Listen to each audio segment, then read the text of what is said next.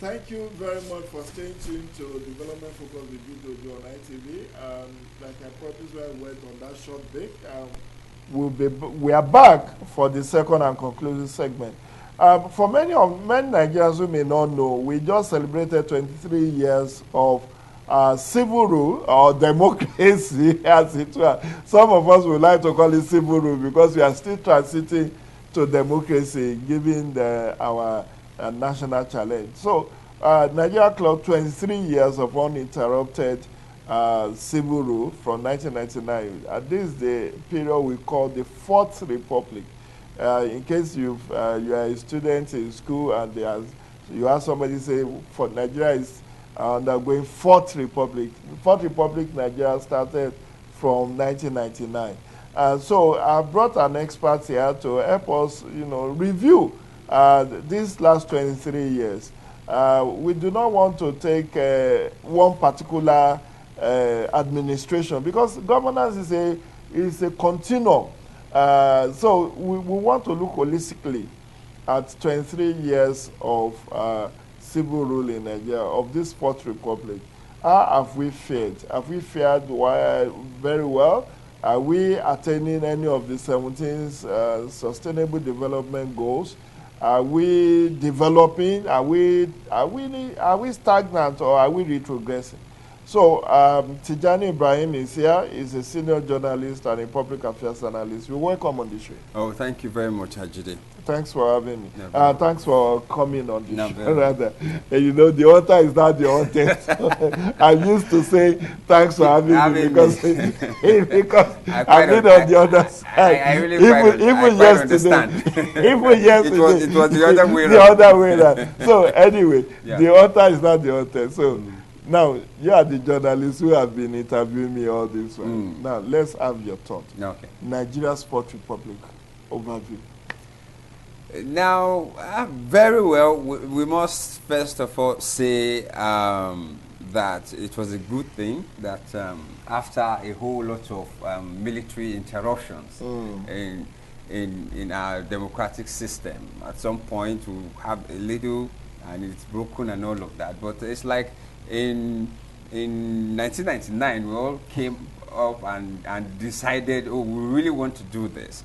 And we must say it's so far it's an experiment that we will not entirely say it has not bear some fruits. But are we really where we are supposed to be? I think that question is quite another open topic for debate because when we started, a whole lot of high hopes and expectations. The militarization of the system. We needed to actually purge ourselves of all of that. Then, of course, issues of development and all of that. So far, so good. But if you ask me absolutely, in absolute terms, if we are where we are, I would say definitely not. But we have covered some grounds. Yeah, we've covered some ground. And it's good that you made an allusion to our military past. Cumulatively, we've had 29 years of military interregnum in our politics from the First Republic, 1960, to date, and we will be how many years now? 62 years in the coming months. By October 1, we will be 62 years. So to that extent, if out of 62 years we have 29 years, that's almost half of our national life under the military. But shouldn't we have gotten over the military hangover 23 years on? At least we've kept them in the barracks for this long. We've had 6 general elections. Let's start with that. What's your take on our elections? 6 general elections down, 7th one in the offing. So what do you make of it? No, absolutely. I think in terms of our elections, I must say we have covered a whole lot of ground. We have made a lot of progress because when we started in 1999, we knew the kind of elections that we had.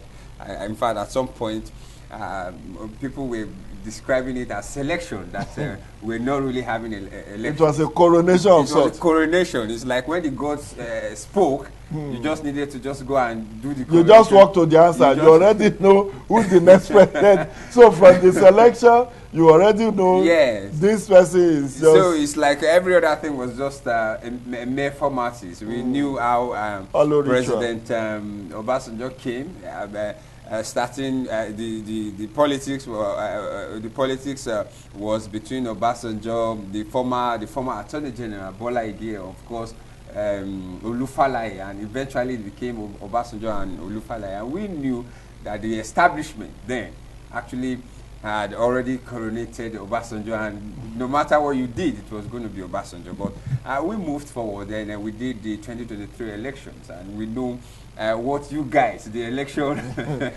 2003 election. We listened to you then, and we know. You know, we were asking them, does the vote count? That was what Transition Monitoring Group. That was the published report of 2003. You understand? Do the votes count? So when we came, we started with Abel Gubadia. Yes, then of course we now went to Maurice. And that's an era that really, that most people described as one of the, some of the darkest eras of our election. Not to put anybody down really, but that is what it is, because then people virtually, you just unpick people and you give them results and you announce them. But towards after the Yar'Adua election, we saw what transpired, and Yar'Adua of blessed memory, came up, and we knew what he said when he. So, welcome back from that short break. Tijani, I had to pause you on the assessment of our elections thus far. So you've taken it to 2011 now. I think we were at 2007. Yeah, but you said election that brought Yar'Adua. Yes. And we know what he said, and of course we knew the effort really that he had to undertake by constituting the waste committee, the electoral reform committees, and we saw all of the recommendations. But whether we implemented it, yes, we implemented parts of the recommendations, but a whole lot of the recommendations really were left unreformed. But something happened. One very key development when a member of that committee, which is Professor Jide, was brought in to now midwife the 2011. Yeah, so when he did that, because he was part of the committee, he was actually in the middle of all the discussions, so he knew all of everything that was involved. So he tried to, implement most of the recommendations. But you know, Nigeria being what it is, we always resist change. But I quite understand. We are still a young country, if you ask me. Most of these countries, we see that things are really stabilized. I've spent quite some time. Now, he tried to do some of those things. Yeah, he could not do all of it, but he brought us to a stage where we really said our election counted to a very large extent. And of course, the coming into that same position with Professor Mahmoud Yakubu, he tried to go along that way, but the forces really, I must tell you, especially amongst the politicians and within the political parties, is pushing back. But I must tell you that in the area of election, we have done quite a lot. We now deploy technology. Votes now are counting to a very large extent, really. And we've seen that in the various reports that have been churned out. But even though you have given our elections a pass mark, are you unsettled by the... not pass per se. No. Are you unsettled by the amount of monetization or dollarization of our politics? Were you a delegate? No, I was. If I was a delegate, perhaps I wouldn't have attended. Because some people are saying how to be a delegate.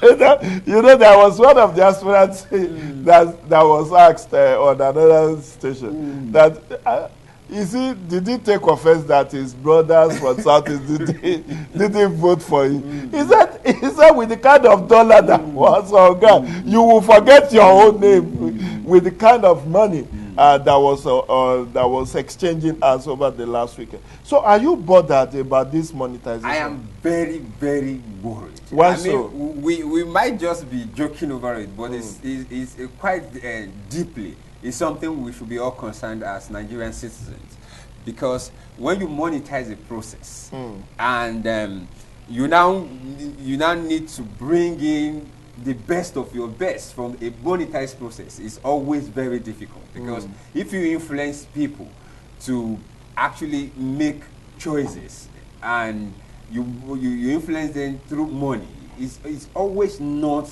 their real conviction that you'll be getting at the end of the day. So when you look at all this, all the happening so far, and what we are still going to see, because this is just the beginning from the feelers that we are getting. Another weekend is here, and the ruling party will be having about 25 aspirants. I was arguing elsewhere as to whether we should expect more or less of the monetization process, and I think the conclusion we all got was that we should expect more, though that wouldn't have been our wish ordinarily. But come to think of it, some people are suggesting that, look, if direct primaries have been opted for, that you won't see this level of monetization. Well, not absolutely correct.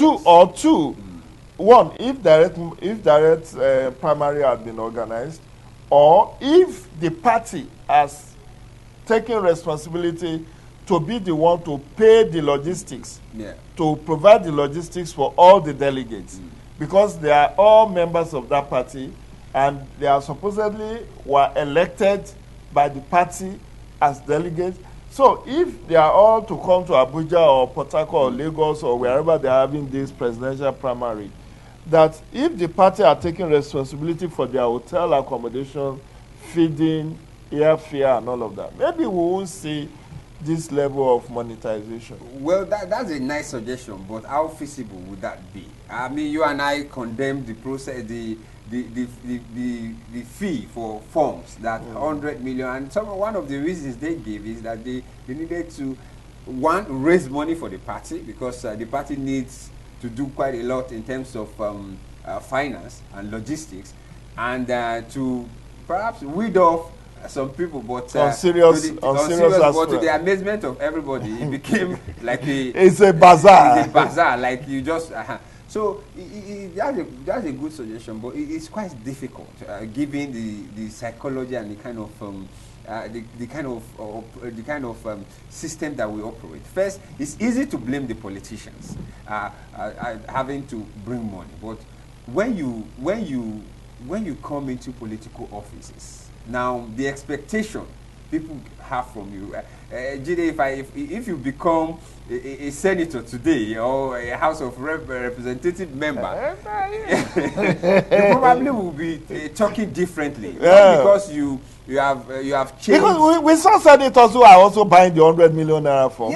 We saw a former speaker who bought the 100 million naira form. Very well. So it's like money is not our problem here. Yeah, it's like money is our problem. I mean, for them, money is not the problem. But when they know the pressure that people put them through when they get into these offices, it becomes a problem. Now, when you get to this office, you pay a large chunk of money. Then when you go there, you need to recoup and all of that. And that is now what is now foiling the whole corruption circle that we are talking about. It's a value chain. But it's easy to blame the politicians, really. But the question we will always ask ourselves, if you don't have a taker, would you have a giver? Are we now ready as a nation to now tell ourselves that no matter what I am giving, I'm not going to be swayed by money? And some people will argue that take the money but vote your conscience. But it's difficult. Once you take the money, I think it's difficult for you to continue to have a conscience. Tijani, let's leave politics, because we are not actually talking politics. Politics, here. Absolutely. Let's look at governance in the last 23 years of this Fourth Republic. What is your assessment of the governance structure? Let me help you with a bit of statistics. We have 11,082 political offices, and let me break it down for you. 11,082, one president, 36 governors, 360 House of Reps, 109 senators, then 8,809 councillors, and then you have 768 local governments and 6 area councils, and then you have 991 state houses of assembly. Yeah. That, if you put everything together, it gives you 11,082. Now, these are the captains of Nigeria's ship. How have these people delivered on governance in the last 23 years? No, absolutely is not a good mark, if you ask me. It's far below average, because if you take some areas where we were and where we are now. Now look at security, for example. It must be an area that we would say we have almost filled the country. Now, is it almost? You have clerics whom we used to respect now being picked like snails, and the church being taxed to get them released. So now, when you look at the area of security, I think under the military it was far better. And when we came in, we started, and we really, like I said earlier, we were hopeful that things were really going to get really good or better. But as we go along, as the offices, the monies and all of that started coming in, I think our politicians generally derailed. They got really excited in the process, and especially the monetization, of the entire process. And it became about how to just make money. Now look at the security situation that we have right now. In all honesty, we have never had this bad in the country. Traveling by road is challenging. By air, now the bandits are even invading airports. They are invading the train. You cannot even trek on your streets these days. You've been looking at things. In my neck of wood, there's this. People do mountain hiking. They go hike. Now there is a security warning that people need to desist. Now that is a neighborhood activity. Even within Abuja, I'm talking that people should not go on mountain hiking again because they've seen a lot of body parts on those mountains. People who have dismembered, buried in shallow graves, and all of that. So where are we? How did we get to this sorry path? Then the last 23 years, so many things that were unheard of are now the new normal. We started with just normal armed robbery. Exactly. Which is a general all over the world. Of course, now even in France, in Paris. Yeah, so now we started hearing new things. Those days when you hear of kidnapping, you naturally want to think of the Al-Shabaab, the Middle East, and all. And they do all of that not necessarily for money, but to get some. They are ideologues. But now it's now commercialized in Nigeria. Even people who are ordinarily supposed to be ordinary citizens are now into kidnapping. And when you look at the insecurity, now it now affects all aspects of life. Our farmers can no longer farm. Yeah, that's even the worrisome part. When kidnapping started, they were targeting rich people people that they feel that rich. Delta. Yes, rich, wealthy individuals. They look at your profile, say, this one must have money. But now, even ordinary peasant farmers who are just cultivating 1 hectare of land or half plot of land are now being picked like snails. And the ransom demanded of them. Now it's really worrisome because this has actually affected all aspects of our lives. You can't go to your business areas, in thinking that I will go and come back. I'm sure a lot of us have started really praying anytime we go out, even though we didn't do that in the past. Farmers can't go to farm. Even our security agents are even endangered. A lot of them, aside when they go for operations, they don't even want to disclose their identities. Now, it's so bad that all of these things. And the question we should be asking ourselves, why is it that these things are not ending? And you take it back to the leadership question, because there's no way you can divorce politics and politicians from all of these things. I believe very well that if we want all of these things to stop, we know what we and there's a school of thought that says the politicians actually are to blame for the insecurity we have. For instance, there are wide allegations that in Niger Delta communities, some of the politicians actually armed, cult groups. I think it's everywhere. Really. So it's now like, and this election season now, you have bodyguards whom you harm, and then you never recover the arms, and then they start using it to fend for themselves. You understand? That now falls in the hands of ordinary people, non-state actors, non-state actors, and all kinds of crimes and all of that. People waylay on the road everywhere, and really, it's an area that we have not really done. But let's look at all the development in the indices, Tijani. Let's look at Oman Development Index for Nigeria. Where are we? 161 on the Oman Development Index, according to UNDP report for 2019. Okay. Then you look at our Corruption Perception Index. According to Transparency International, we scored 24 over 100 to come 154 out of 180. And then you look all of those statistics. Look at unemployment rate, 33.3%. Everything is just. Look at poverty. We were poverty. Even misery index. Look at all. These are things that is agitating my mind. 23 years on.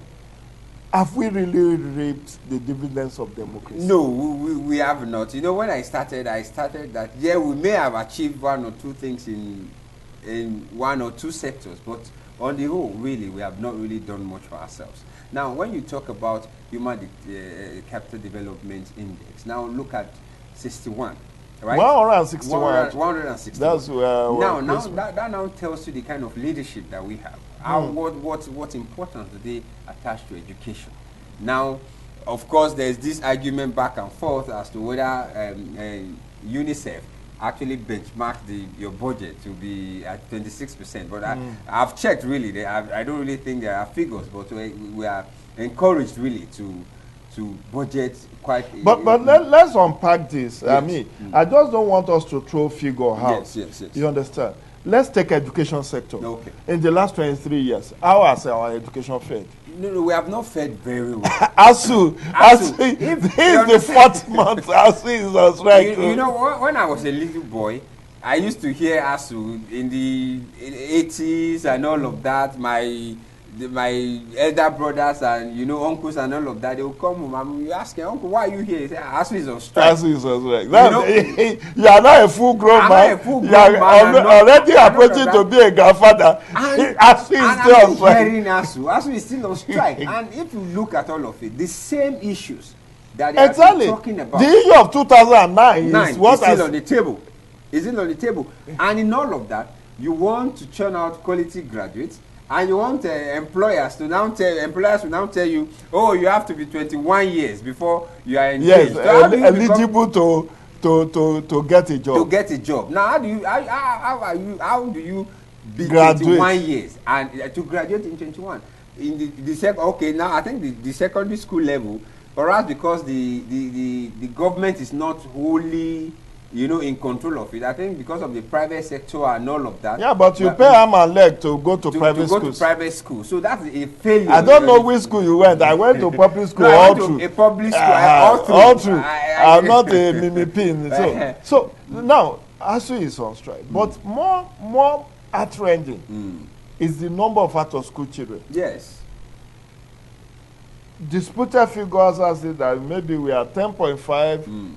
13 million, 15 million, but it's over 10 million out of school. Now children. You talk of Human Development Index. Now that is supposed to be the future of this country. Yeah. Now if your future is not educated, how do you really move forward? How do you be competitive? Do you know that 10 million is more than the population of many countries. Absolutely. Ghana, I think Ghana is around 10 million. Maybe 25 million. Okay, but so in 25 Benin million. Republic, I'm not sure it's up to 10 million. Now, when you look at that, it's like, now look at the army of... Like a whole country is out of school. You really begin to wonder what these leaders are thinking, really. If you don't focus on education, now, because people are not educated, now really somehow we really continue to go back to this security and some of these things. Now you ask yourself, somebody who has an education, somebody who is looking forward to a future where he needs to sit down and make a decent living, would definitely not be a recruit in the hands of criminals, whether you want to say they are terrorists, they are kidnappers, they are bandits and all of that, because you see beyond what you want to gain. You want to look at a future where you'll be able to have a decent living and even fend for a family. So when you look at all of this, I think on human development index area, incidentally, you know, education is on the concurrent legislative list. So our education is comatose. Let's look at health. Healthcare delivery. How has it been? Now, in 23 years. Now, when you look at that, I just, my mind just flashed back at President Buhari's speech when he took over as a military head of state, where he described hospitals as mere consulting clinics. Yeah. In fact, what people even say these days is that they will tell you that it's almost becoming like a slaughter slab, where you, if you are not feeling well, you go to die. But I think in that area, I must commend in the areas of actually deploying technology. We didn't really have a choice in that area. We have to do it.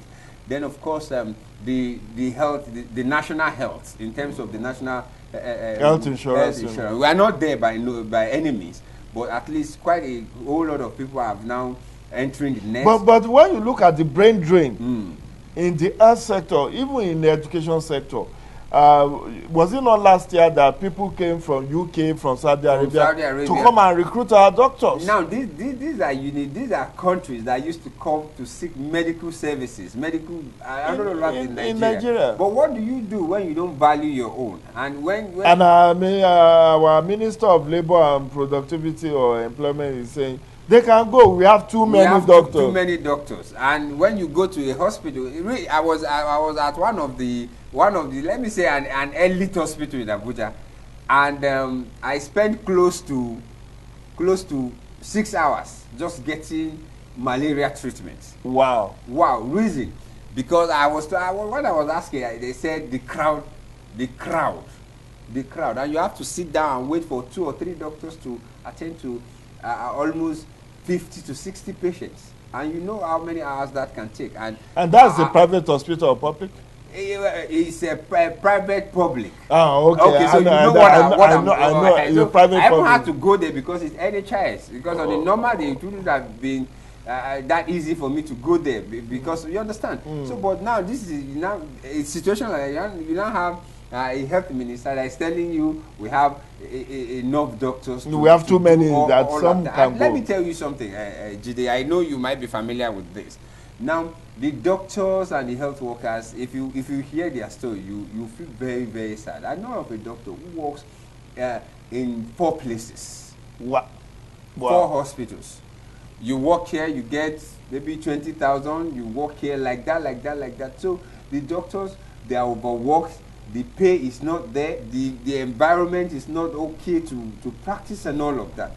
And that you can imagine what that the impact on that on medical tourism is so easy. And in our country, look at what the elite. Okay. Let's leave that because of time. We are just unpacking the different sector of Nigerian economy. Let's look at our aspiration for industrialization. Where are we with industrialization? Because today, when people go to China, China is an industrial giant. That's why it's able to attract the traffic, human traffic, to buy things from China.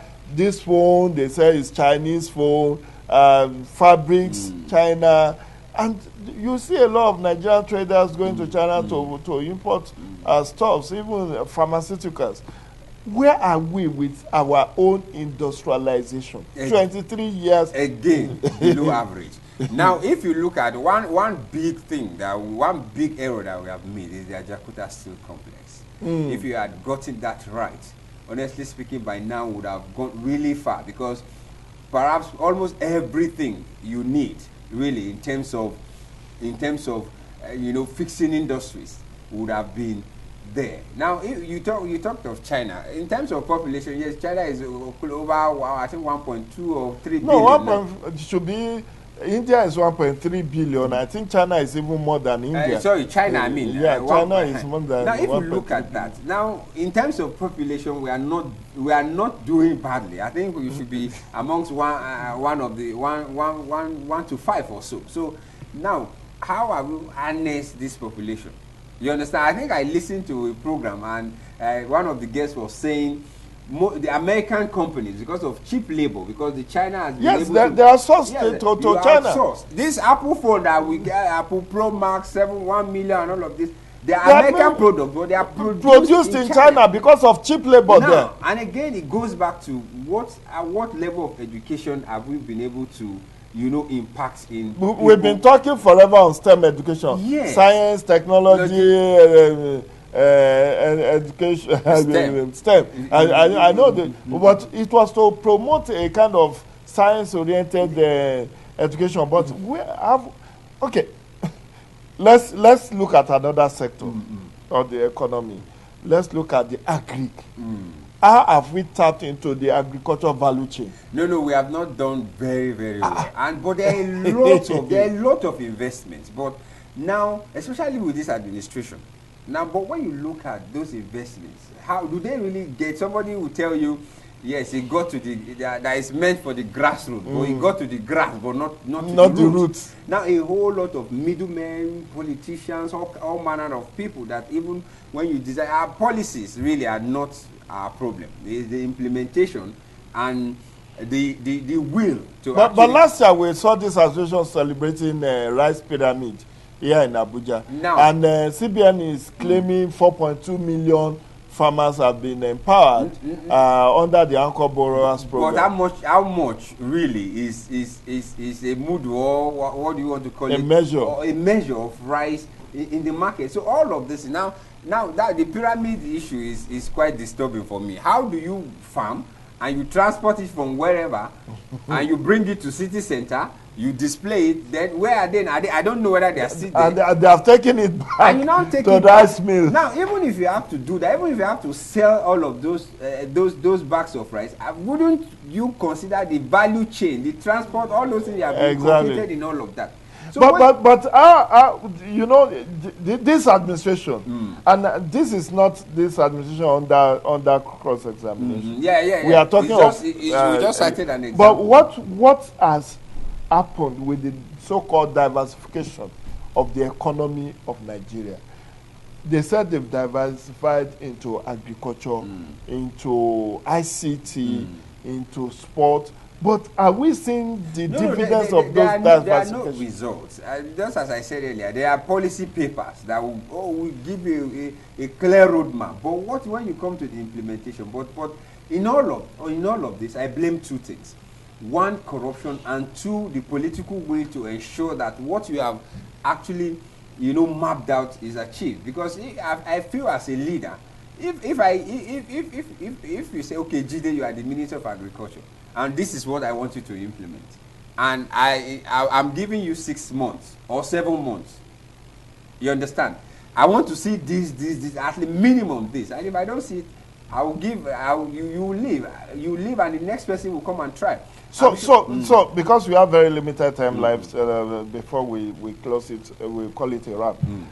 Let's look at solutions. We have said that below par, almost across board.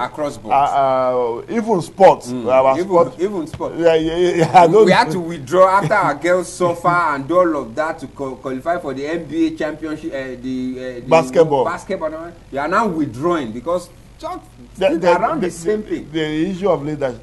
The ICT, have we been able to take advantage of ICT? The global village, the telecommunication and all of that. The logistic value chain and all of that. Today, you see the owner of TikTok making billions, the owner of Zoom making billions, the owner of Apple, the owner of Google, the owner of Facebook.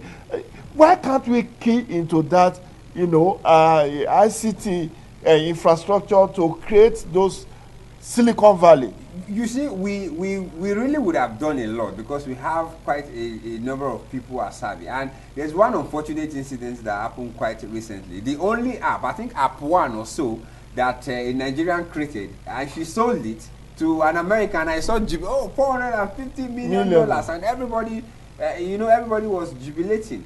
And I showed that, and I said, this is a future of the country that we are selling out and we are celebrating. So rather than and borrowing all of these things, let's begin to have the political way to develop indigenous technology. So your final words as a solution in 30 seconds, because solution, leadership. Leadership, not just leadership recruitment process. We should not be having this. That is why this election is very important. We should not be having this kind of recruitment, this kind of primaries we are seeing. We really should not be having it. Obscenely monetized. If we continue to make it this way, I'm sorry, I'm not a doomsday prophet, but I'm sorry, if it's like this, it's really going to be very difficult for us to get to where we want to be. Anyway, ladies and gentlemen, viewers at home, this is where we call it a wrap on today's edition of Development Focus with Jide on ITV. He has said it. We have extracted the last 23 years of our return to civil rule since 1999, which we classify as the Fourth Republic. And he has said we need proper leadership recruitment, not this obscenely monetized process to get out of the wood. And I want to thank you, Tijani Ibrahim, for coming on the show. Thank you very much for stay safe and stay blessed. And if you have enjoyed today's show, let's do it again next Wednesday when we will bring fresh edition to your viewing pleasure. Have a great day.